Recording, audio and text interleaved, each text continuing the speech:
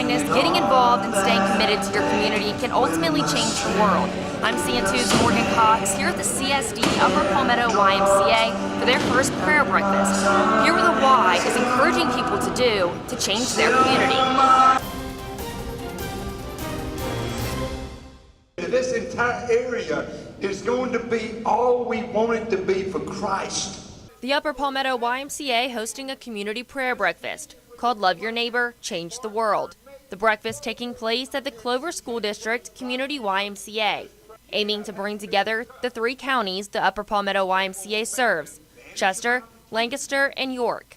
We thank you for this community, for this area, and we pray for them, your guidance and direction as we move forward to be all that you would have us to be. In your name we pray. Amen.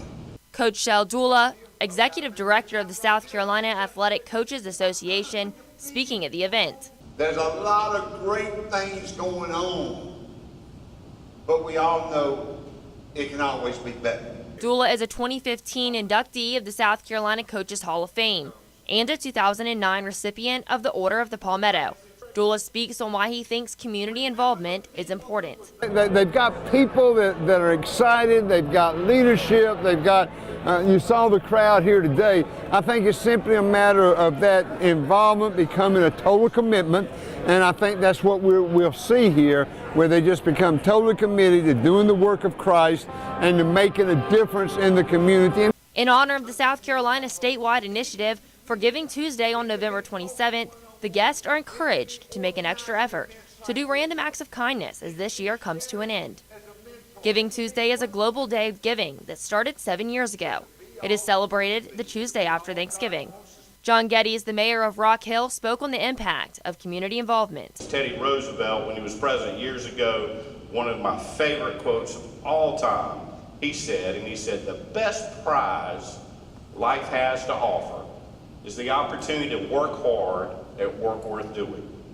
And I think that should be our charge. Thank you, Linda, for the next 2 weeks as we work through this Giving Tuesday season, as we enter into the Thanksgiving holidays, and then the Christmas season, for which we're also thankful, to make that our charge, that we work hard at this work worth doing, to protecting our community from what we see outside so that we can continue to make it the community that we enjoy, the community that we love, and the community that we can continue to work together. Eddie Lee, the mayor of York, added his contribution to the list of acts of kindness that the YMCA has come up with.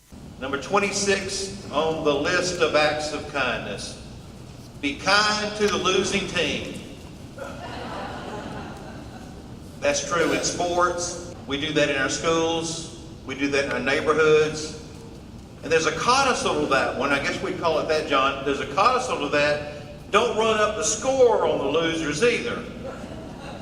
And then I added in my handwriting, unnecessarily. Don't do that unnecessarily.